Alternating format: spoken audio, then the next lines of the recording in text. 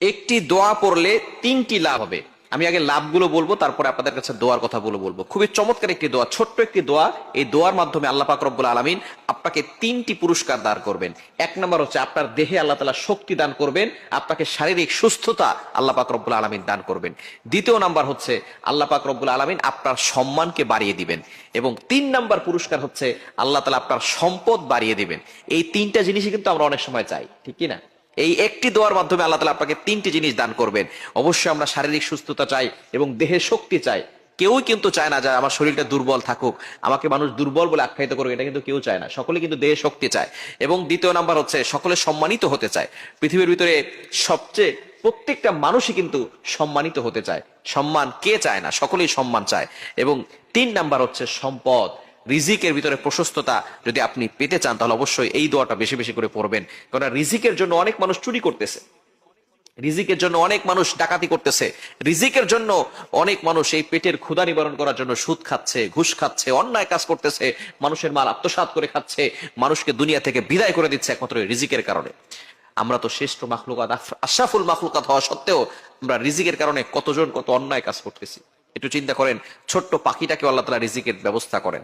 ছোট্ট ছোট্ট পাখি আছে, আমরা টুনটুনি পাখি হিসেবে আখ্যায়িত করি, চড়ুই পাখি, কত ছোট পাখি।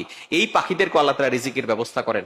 এর থেকেও ছোট ছোট প্রাণী আছে, ছোট্ট ছোট্ট পোকা আছে, এগুলোর রিজিকও আল্লাহ তাআলা দিয়ে থাকেন। আবার বিশাল বড় বড় প্রাণীও রয়েছে।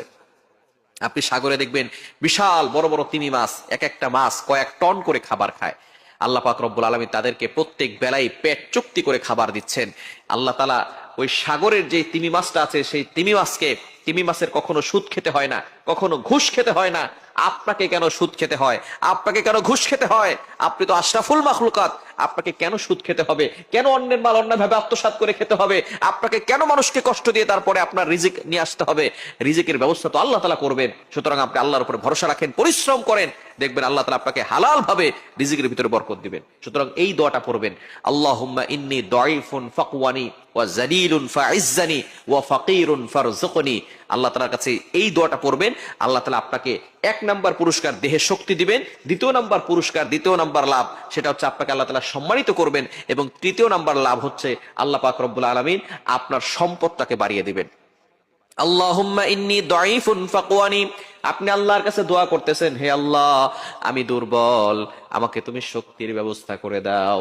আল্লাহুম্মা ইন্নী দাঈফুন ফাকওয়ানি, আমি দুর্বল, আমি হিত, আমাকে শক্তির ব্যবস্থা করে দাও।